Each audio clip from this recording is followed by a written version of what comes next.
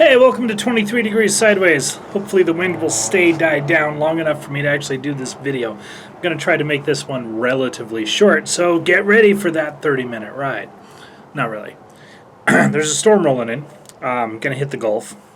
They've got a Category 4. It's going to be bitchin', right? Plenty of destruction. They've got a storm surge warning that's just pretty impressive. So I used to live in Houston, and that storm surge is going to be pretty brutal. A couple of years ago during the Houston floods, I kind of got into it with a friend of mine.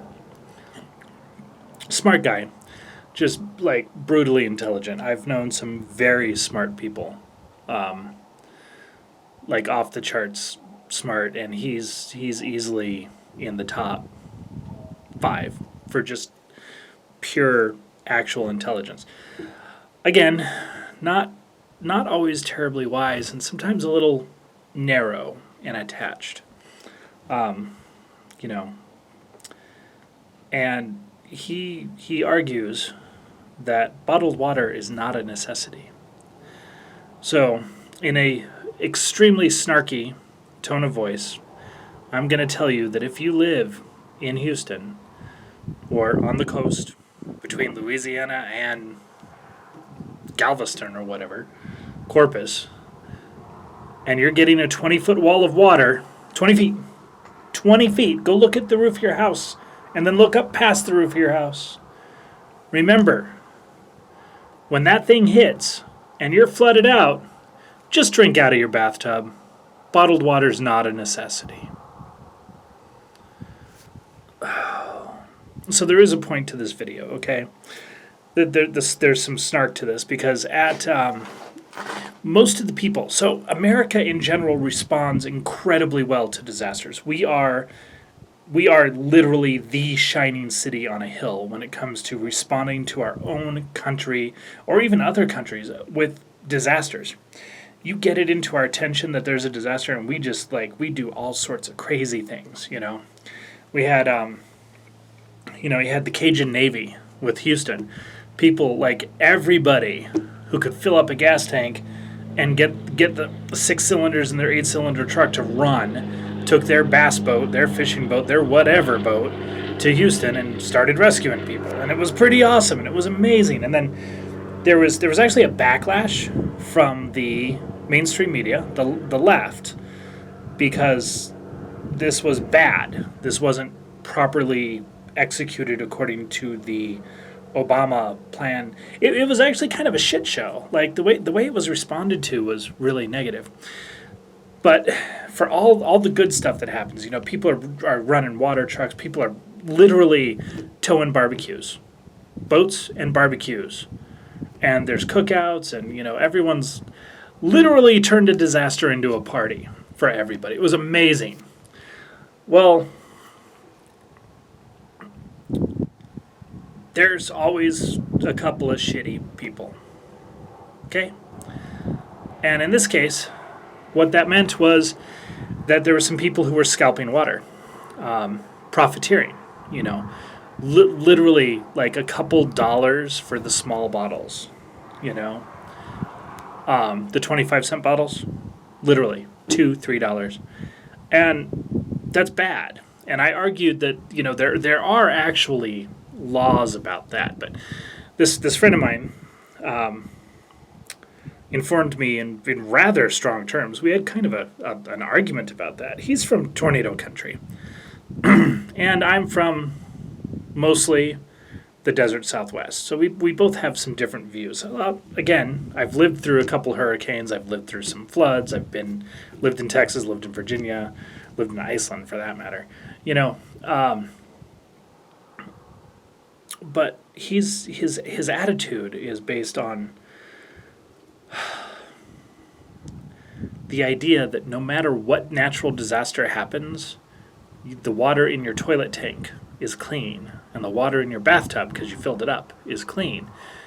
The problem is that when the water is at the level of your sternum, nipples, because of a flood, your bathtub is filled with that water. And so, and every single thing that's in that's in the water, so all the ag water, all the sewage, everything is there. That's not safe water to drink. Now, that doesn't mean you're automatically going to get the big G and have the poops from paramecium for the next 5 years or whatever, okay? There's safe water and there's safe water. There's sometimes dangers are over stated, but it wasn't safe water to drink. Whatever was in your bathtub wasn't what started in your bathtub. But he literally could not see how it was possible for a flood to impact his perfect world. His perfect world is bottled water is always a luxury and never a necessity. So I was stationed once, and I did deployments. Wasn't a PCS. PCS was Spain. I did several deployments to Saudi Arabia, and in Saudi Arabia we lived off of bricks, water bricks. They're big, square, palletized water bricks. This is the early '90s. This is whatever you guys have now over there is totally different. So we're in Saudi Arabia, and we literally had pallets. The cargo plane would come, pallets, and we would, every time we went to the air base, because we had a special compartmented facility that was not at the air base, and it was just kind of hidden in a compound. It was a little weird, all right? Pretty cool, but a little weird. I like being a Swedish oil well worker, though. It's pretty fun. So you'd grab a couple cases of bricks, water bricks, when every time you went to the airfield, and you lived off of it. And it's not a luxury if it's the only potable water that you have. And this is a really important thing. It's like there's a lot of prejudices. There's a storm surge coming. I don't know how bad it's going to be. I know what 20-foot wall of water really means. All right. I also had some part of my childhood on the Pacific coast, down Southern California. I've been on the coast. I've been through storms. I've been through hurricanes.